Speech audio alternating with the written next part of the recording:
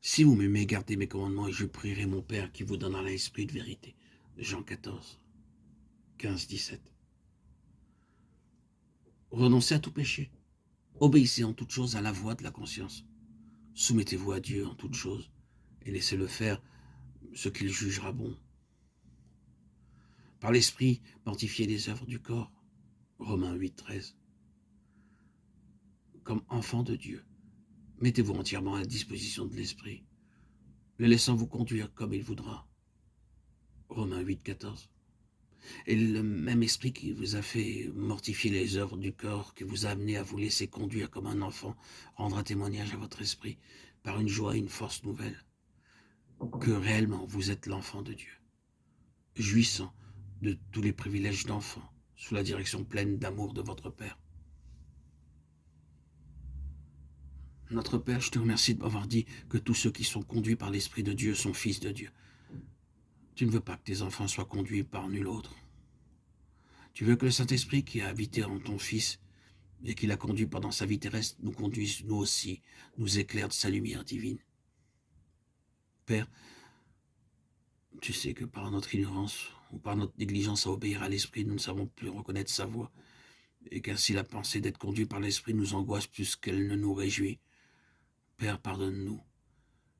Daigne nous faire saisir avec foi qu'il est possible et facile d'être conduit par l'Esprit, afin que désormais nous cherchions de tout notre cœur à nous laisser conduire par lui. Père, je m'abandonne à toi, pour que tu me conduises en toutes choses par ton Esprit. Je renonce à ma sagesse, à ma volonté propre, à mes propres vues et ressources. Chaque jour, je veux attendre avec soumission à la direction d'en haut, que mon esprit soit toujours réduit au silence en ta sainte présence, et que j'attende de ton esprit qu'il règne en moi. Que par l'esprit je mortifie les œuvres du corps et que je sois transformé par le renouvellement de mon esprit afin d'éprouver que ta volonté est bonne, agréable et parfaite. Romains 12, 2. Que mon être tout entier soit si bien conduit par l'esprit de sainteté demeurant en moi que ta volonté soit la règle de ma vie. Amen.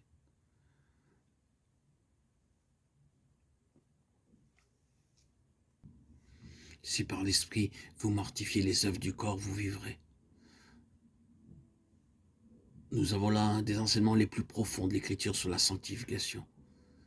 Le péché reste dans le corps jusqu'à la fin, mais les actes du corps, chaque péché, chaque racine de péché, peuvent être aussitôt mis à mort. C'est la présence de Christ, c'est la vie de Christ, apportée en nous par le Saint-Esprit, qui mortifie tout acte répréhensible. Le péché ne sera jamais extirpé, toutefois, il peut être mortifié et gardé dans la mort. Pour réaliser cette mort au péché, nous n'avons qu'à être remplis de l'esprit de vie qui est en Jésus-Christ. La vie de Christ en nous fait incessamment mourir le péché.